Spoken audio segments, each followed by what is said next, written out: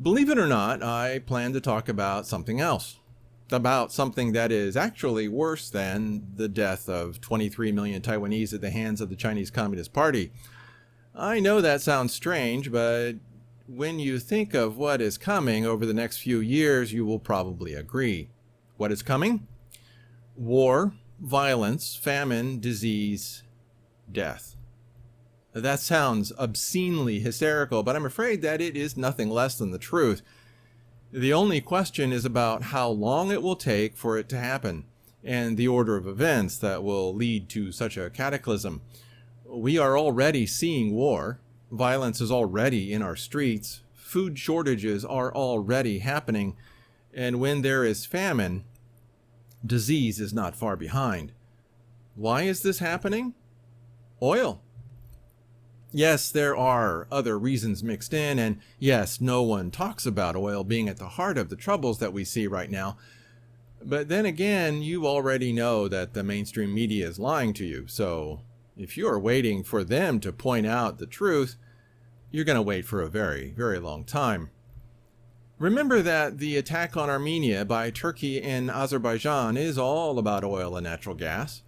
The peace deal between Israel and the Arabs, the Abraham Accord, is all about oil and natural gas.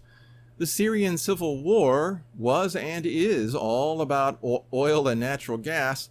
The grand Ethiopian Renaissance dam that will destroy Egypt was built because Ethiopia does not have oil and natural gas. The US, China, Turkey, France, Russia, Italy, Germany, Japan, Spain, and Britain all have bases on the Red Sea or the Horn of Africa, at least partly, because of oil and natural gas. The world is starting to focus more and more on Africa because they have the last remaining untapped reserves of oil and natural gas. Global warming and climate change were all about declining oil and natural gas. So what happens when oil and natural gas continue to accelerate in their decline? Remember that the peak in oil production finally happened in 2018, according to the #1 petroleum geologist in the world. And he says that we will never see that amount of oil production ever again. This means that we are in permanent decline. It is all downhill from there, and worse, the decline will start to accelerate. So what happens next?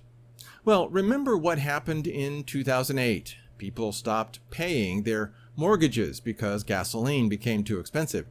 They had to choose between paying the mortgage and going to work, so they defaulted on their loans. And we are right back at that point yet again. Once the loan default rate gets high enough, banks will fail. Once enough banks fail, the financial system collapses. Will the banks be rescued again? Then there's food. Almost all fertilizer is synthesized from oil and natural gas. Farm tractors run on gasoline or diesel. When the price of oil and natural gas goes up, the price of food goes up. What happens when the price of food gets too high? People starve. 1 billion people suffered starvation in 2007-2008 because the cost of the most basic food staples went up by almost 30%. When that happens in 2021 and 2022, there will be far more people starving than that. And starvation causes people to be vulnerable to disease. Then there's one more reason why food will become more expensive.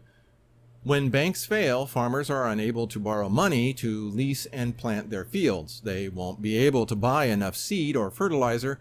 They won't be able to pay enough for fuel or maintenance of their tractors. And if they plant less, they will harvest less. Again, this means less food and more hunger. Those of us living in developed countries might need to make tougher choices on the quality of our food, but third world countries don't have the luxury of reducing food quality.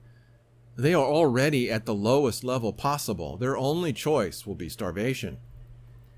The bottom line is that everything will become more expensive and harder to get. Already here in Taiwan, local dairy farmers are having trouble getting high-quality hay so that their cows produce the best milk. For now, we're all blaming COVID-19 for why we are experiencing shortages. But how much longer will they be able to blame a virus that isn't that much worse than a really bad case of the flu? I don't know, but it's only a question of time. So I'm wondering, when will our current situation start getting really bad?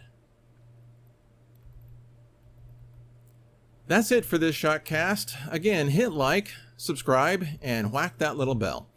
And please share this video or the MP3 below.